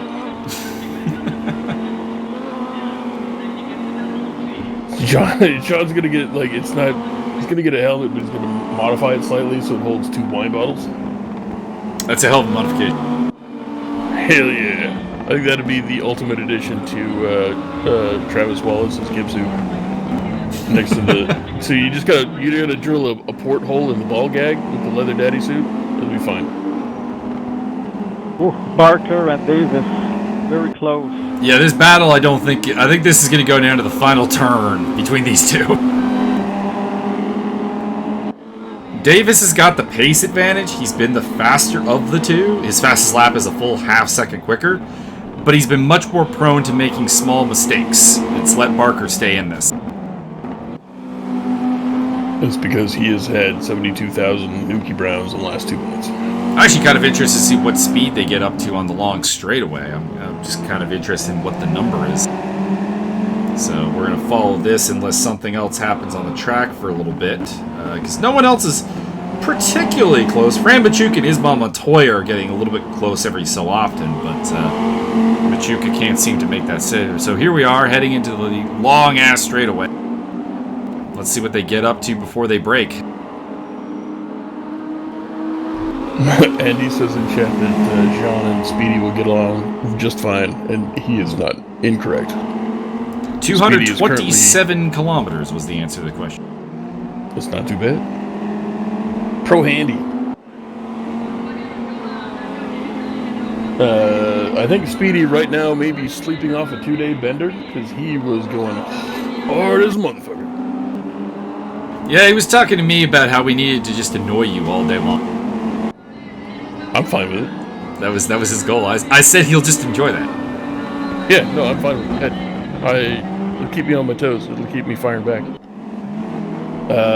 But yeah, Speedy was talking about, like, he's I swear to God, that guy's been a whiskey binge for like a day and a half at least, and he's talking shit about eating all of these nachos. I'm like, you're in for a crash like you wouldn't believe. That what happens when I pile food in after I've been drinking? I go to sleep. And then my cat wakes me up. It has occurred to me that this is going to end a little bit close to Fighter Fest for me to go to Nations and grab the good chicken wings. I might just have to go to Domino's. I might just have to go to Little Caesars or Domino's. Get yourself a couple of those hot and readies. I'm trying to lose weight.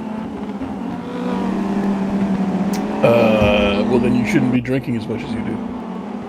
I don't actually drink that much these days. I only drink when you tell me to. Well, that makes a lot of sense. Where do you live to get to Nations? To get to Nations? Mississauga. Oh, you live in Mississauga? Yeah, I told you this. He used to live in the deepest darkness of hell. I used to live in Burlington. Burlington. Yeah, that's right. Remember, this is. No, I live in Hamilton because I have a nation as well in Jackson Square in downtown Hamilton. Yeah, it's actually pretty close to where my sister lived. Okay.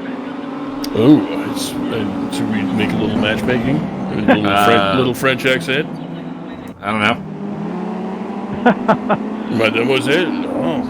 I don't set people I like up with my sister. It's a bad plan. That's probably. She is a bit of a heartbeat. And she lives with the alpha male, so I mean that's always problematic. Maybe she's working at the same place as I do. That is unlikely. She's currently working in York region. Yeah, me too. Oh. No. Making the York peppermint patties. No. She does live with the alpha male, so that's the other reason you don't set people up with her. Yeah, no, that's not a good option. Andy is demanding that we drink now. Glad to oblige. Nah, I'm saving up my alcohol for the pro wrestling later. I'm pretty sure I'm gonna be good. Although, you know, could take a little quick jog to the beverage depot.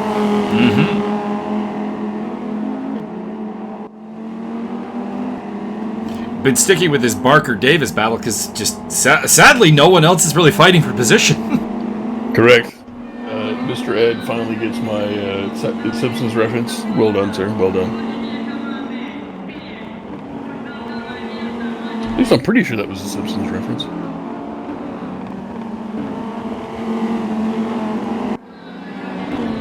Mike Stoffmill currently 5,000 light years ahead of the entire galaxy. Well done, sir. It'll take an entire Vogon constructor fleet. Stunningly, he was not the fastest guy on that last lap. No. Well, I mean, he wasn't even the fastest guy through qualifying. But he's apparently the smartest.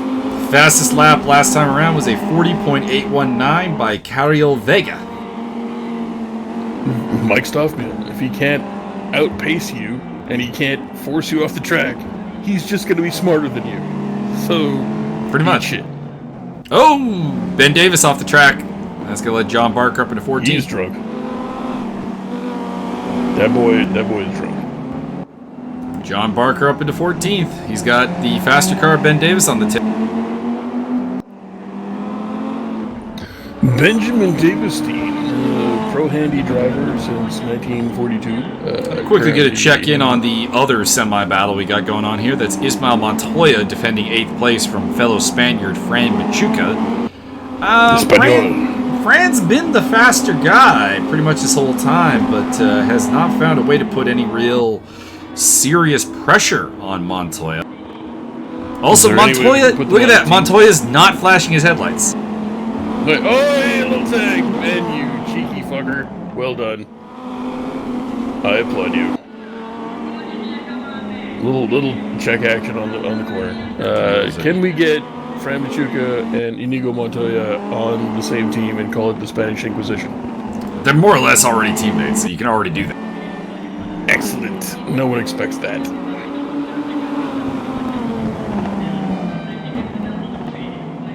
Also, I would require some sort of modification to the race director so that every time one of them passed somebody, the Monty Python Spanish Inquisition thing would pop up.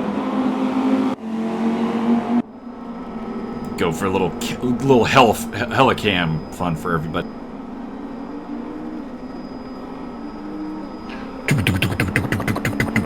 This track has a lot of deceptively large elevation changes that you don't really realize it, but when you look at it from the helicopter cam, it becomes very obvious.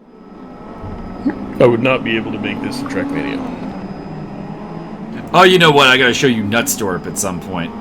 It's a Swedish track, and oh, there's a fight going on between Montoya and Wyatt. Although I think it's just a connection error on Wyatt's part. I think that was great. Throw a bottle at him. But there's a track called Nutstorp in Sweden, and we were racing it. Myself, Paul Riccobeni, Mike Stoppmill, Joe Racer, and Javier Perez Torres, JPT.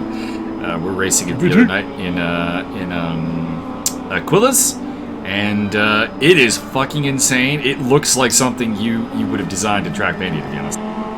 Nice. I must investigate. And also, just from hearing you try to say that name, I'm assuming it's pronounced Nutsdorf. Probably. You racist. It's not racism. It's nationalism. His pronunciationism. It's nationalism. Exclusionary tactic pronunciationism. Ben Davis with a little tap on the back of John Barker. Oh. Dude, that's not even the third time he's done that. I know. You dirty bastard, I approve of all of your tactics. Well done. Keep going on. They're actually, stunningly enough, they're actually catching up to Felipe Ferreira despite all the fighting they're doing. That's funny. Oh, contact, small contact. Indeed, another small contact there between Davis and Barker. Oh. It's getting really tight, and it's also getting really tight between Wyatt and the two Spaniards, so that might end up entering into a bit of an interesting fight. Davis trying to go around the outside of Barker, nothing on there. I've got to make a quick pit stop of my own because I've had way too many large beverages. Be right back. Fill time. Filling time. And it is back in the fight here between Ben Davis and John Barker coming up to this final turn, which is a pretty good overtaking location. Very heavy braking zone. If you get the better of your opponent on the brakes, you can make something happen here. It doesn't look like Ben Davis feels like he can do it, though, at the moment. Meantime, we'll check in with Mike Wyatt and Ismael Montoya at the top, a little bit higher in the field. This is a battle for 7th place. Oh, Montoya getting very physical, trying to force his way down the inside of Wyatt. It doesn't work out for him at the moment, but definitely aggressive. And Wyatt, his last couple of laps have been pretty unimpressive, so maybe struggling with the tires a little bit here as time runs down.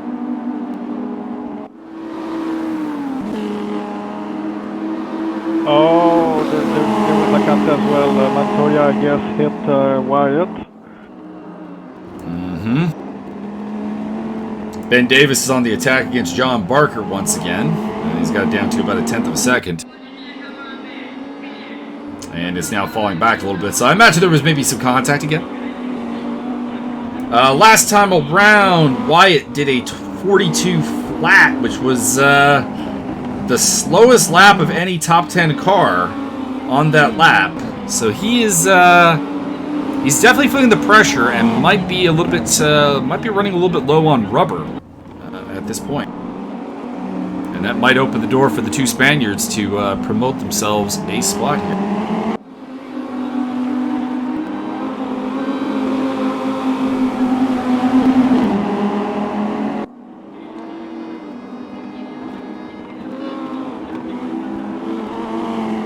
Ten and a half minutes to go. Mike Wyatt having a little bit of a blinking problem there, so a little bit of connection issues for the American driver.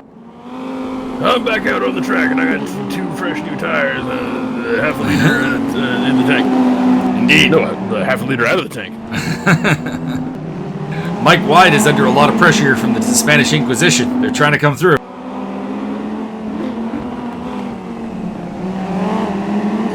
We have a request in chat from to have Jean bumped up in volume as well. Can do. Can do and doing it. Because, well, I mean, I'm not doing it, but I can talk while things are being done. And that kind of makes me feel like I'm doing it myself.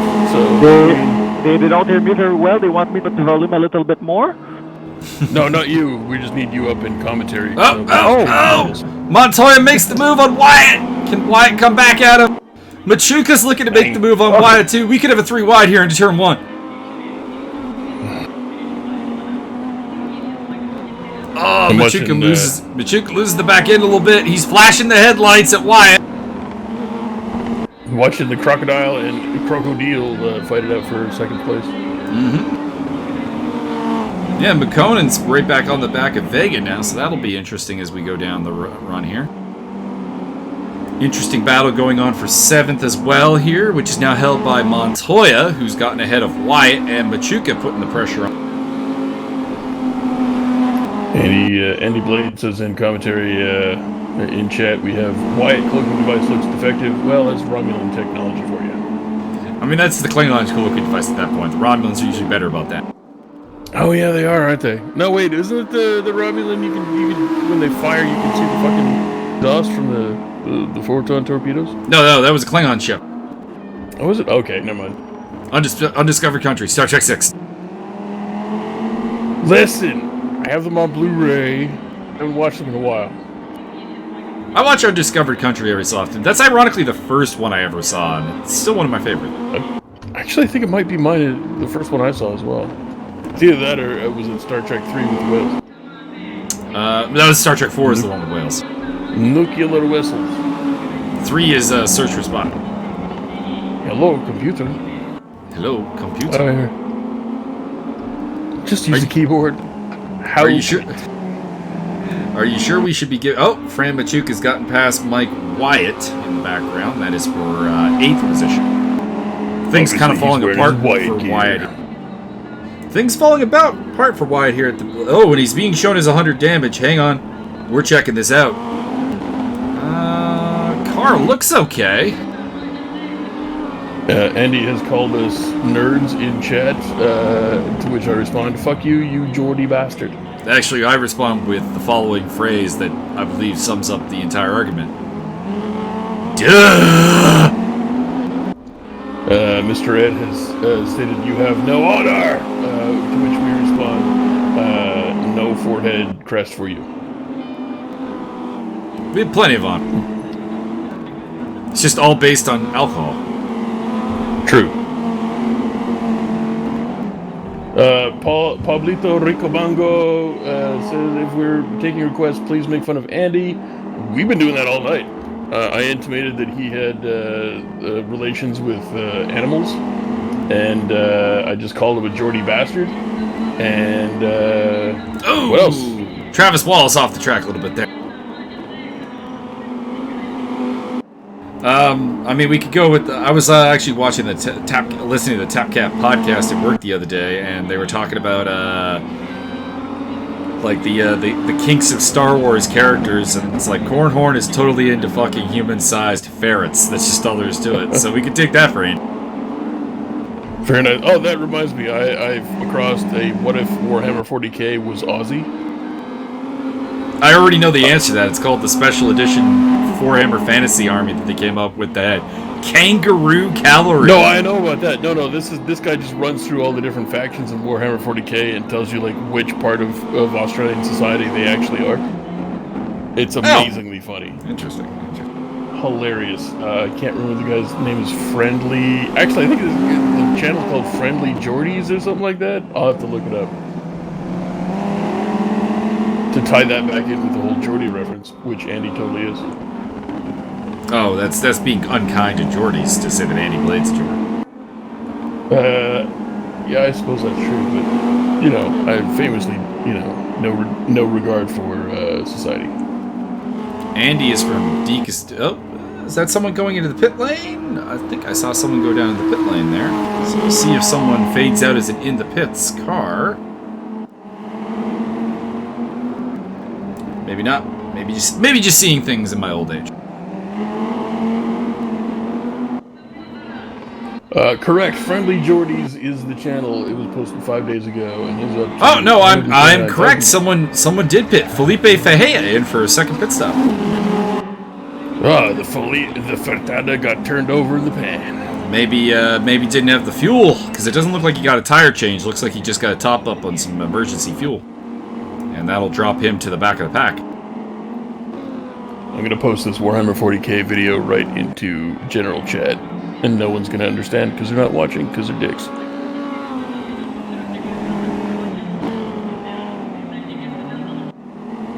I'd like to give a shout out to Paul Riccobeni, or as he's known colloquially in ESR, the Lord of Sevens. And that is, that is all there is to it. Does he play rugby? Is that a reference to that? It's not. It's a joke that Andy will get and Paul will get, and look, they can enjoy that. I don't believe Andy actually has a sense of humor, but go on. It's just horrendously mutated. Andy had his sense of 7 and 7s. Andy had his sense of humor mutated horribly in an accident involving a rusty blade in his youth. It involved a ferret and 62 gallons of industrial lubricant. We don't talk about It involved an angry raccoon in the forest.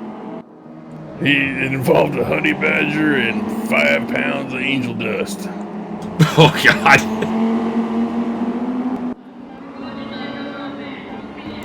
Kirill Vega is going to have to hold off this position against Pavel Makonnen for the remaining 3 minutes here, because Makonen's on the charge, and we know he's got pace, even if he's not been putting up the greatest laps lately. Also, a lot of people are putting up invalid laps right now, so you can guarantee the tires are kind of gone at this point. Oh, how the KGB have fallen. Even Mike Stopbill is running in the 141s now. Stunning. Maybe. Also, Andy Blade having the Billy Mays button active in chat. Well done.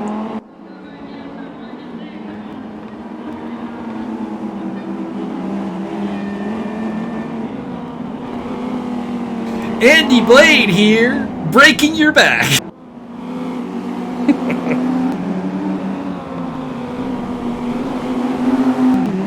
He's gonna start selling me flex tape any minute now, I swear. That's a lot of damage.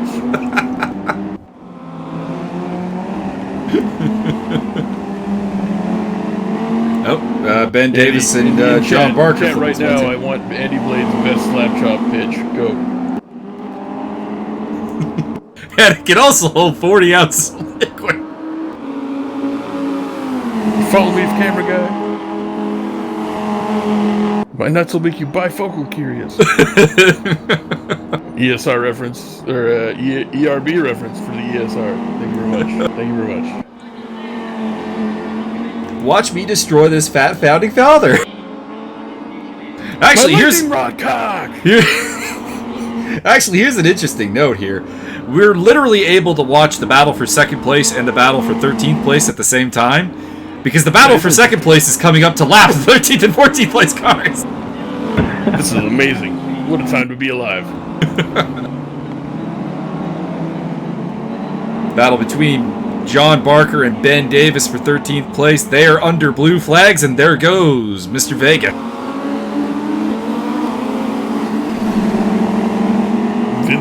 Vincent Vega, OP.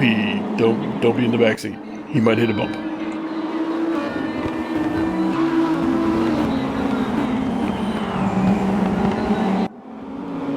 Andy Blade in chat. We have not checked in on him for some time, but James Butler's on the attack, and he's gotten Ariels and Tony for 11th place.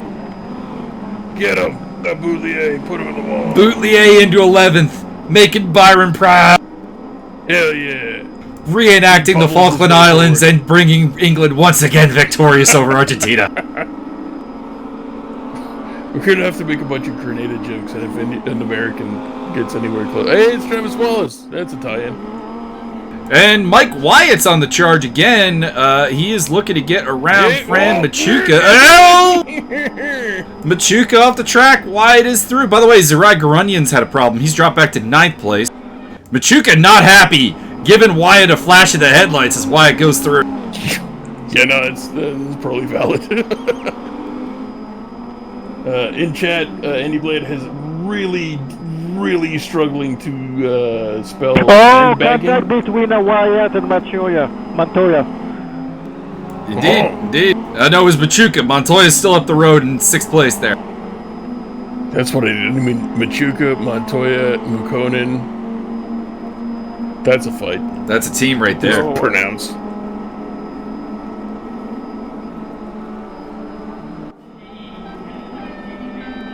Andy Blade still not able to spell sandbagging in chat, but he's trying. By God, love him, he's trying. That is technically all that matters. English not his first language. He speaks mainly Geordie. Mostly he's just a Scouser. Oh, he does have Scouse mouth. Yeah, I forgot. You can get that traded though. You just gotta get a spell green. We are in fact on the final lap of the race. The zeros are showing. And let's get a quick look at Mike Stopmill, see how much time. 7 minutes. Mike Stopmill takes the checkered flag and is your winner. Oh my God. Battle for second place is going to come down to this straight line. And remember when I said Ben Davis and John Barker were going to go down to the final corner? It's going down to the final corner. Yeah. Here we go. Vega versus Mukonen. Mukonen looking to the inside. Can't make it stick, though. It's going to be second place for Karel Vega, ahead of Pavel Mukonen, who makes his debut. Pretty impressive, but a bad pit stop is going to make him rue this day. Ben Davis holds off on John Barker, but Barker takes him out with a pit maneuver across the finish line. Well done. I applaud that. And Travis Wallace got caught up in it, but he will finish 4th. Andy Blade still unable to spell sandbagging. This time he typed in, I'm drunk. Richard DeRoche across the line in 5th place. A solid result for Grande Ricardo. Shout out to all of Canada as 5th place comes to us. 1-0 for the Mead Machine. 1-0. It would be Montoya across the line in 6th place ahead of Byron's favorite Mike Wyatt. Hell yeah. Fran Machuca is going to finish in 8th place ahead of Zarai Garunian. By the way, Machuca giving everyone the flash of the headlights to express his displeasure on the matter. Yeah. Rounding off the top 10, it's going to be Eric Friese.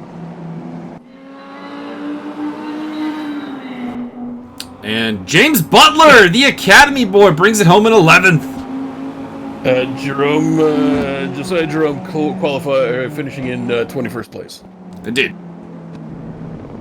Ben Davis holds off John Barker to take 12th. Ariel Zatoni slipped to 14th at the end. I wonder if he had a fuel problem, much like the 15th finishing place car of Felipe Fajea.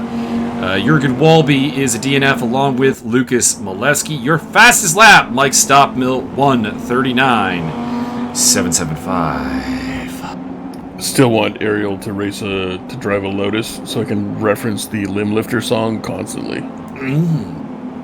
Mike Stopmill finished up that race in the 141, so the tires were definitely going towards the end of the race. In general chat, we have Travis Puddle Sniffer Wallace with F that effing track. Tell him he got 4th place. He can't complain. I refuse. I'm gonna let him stew. That is it for the Enduro. So thanks for sticking with us for the full 90 minutes of the race, and you've been a wonderful audience, except for Andy Blade, who we will throw the waste bucket at. He is inherently Geordie with Scout's mouth. True. And congratulations to wrestling. Indeed, we're gonna watch wrestling. I might get some chicken wings or something, but we'll figure it all out. And John, thank you for joining us in the live commentary. Pleasure. Being a brave individual, step into the booth with 2 heavyweights of your time. Yeah, next time will be better. I was just shy a little bit, but I just wanted to know how you operate and stuff, and how you do that stuff. And next time will be better. I will talk more. Yeah. I think you're looking for a standard operating procedure where you're definitely looking for a standard operating procedure where there really isn't one. No, we just talk. I talk shit. He talks stats, and then you just shout me down. And okay. Yeah. Awesome. So that's it for Moscow, and another victory for the Flying Dutchman, Mike Stopmill. KGB almost had it.